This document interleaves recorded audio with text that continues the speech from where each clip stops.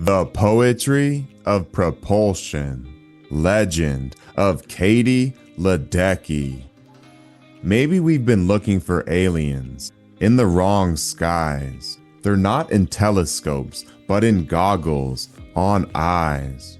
Because when Katie Ledecky moves, the cosmos responds.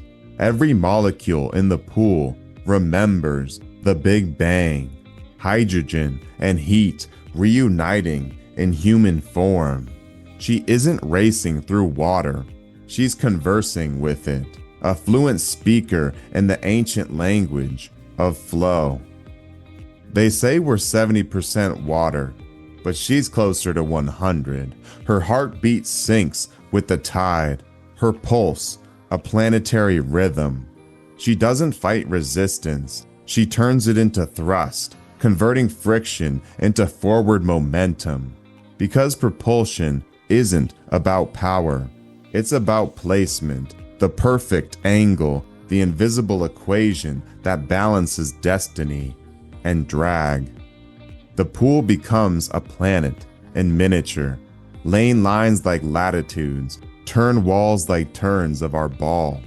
A stopwatch orbits her wrist, like a satellite tracking time dilation.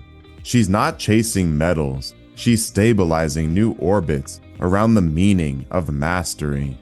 17 world records, each one a new star etched into the firmament of human potential. They call them times. I call them constellations. Trace them across a decade of dominance, and you can navigate the galaxy by her split times. From London to Rio, Tokyo to Paris, she's left wakes on every shore, ripples that reach beyond the Milky Way's galactic core. And yet, watch her face in the final. No fireworks, no fury, just focus, as if the calm between bubbles contains all the universe knows about control. At her speed, stillness returns, a paradox Einstein would admire. She propels past the limit, and the limit politely steps aside. 14 Olympic medals, 9 of them gold, 23 world titles. Her trophy case could double as an observatory, each one a telescope, aimed not at what she's done, but at what she's still discovering. Because greatness isn't the gravity that holds her down, it's the gravity she generates, the pull that drags every dreamer forward just by watching her work. They say we're 70% water, but she's closer to 100, and maybe that's why the rest of us feel caught in her current.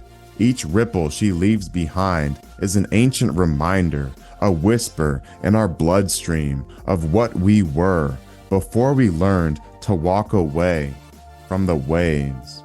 And the miracle is how human it looks. No cape, no crown, no comet's tail, just a cap, an olive wreath, and a quiet belief that the surface can always be broken cleaner. That the record book is only Earth's first draft, and she's writing in cosmic ink. They'll study her footage like astronomers study light years, trying to decode how one being could bend water and time without making a sound. But the answer is simple. She's not escaping the planet, she's reminding it what it's made of. Because maybe we were never meant to reach the stars through rockets, but through rhythm.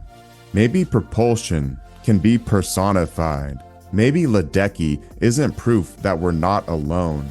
Maybe she's proof of what we could become if we stopped fighting resistance and learned to move like we belong to something bigger than air. 17 world records, 17 suns still burning underwater, each one a fact stranger than fiction, a reminder that propulsion isn't measured in meters per second, but in centuries per soul. Because someday, when the lane lines fade and the record book resets to zero, those 17 lights will remain, proof that for one brief dance, a human being moved like the universal expanse.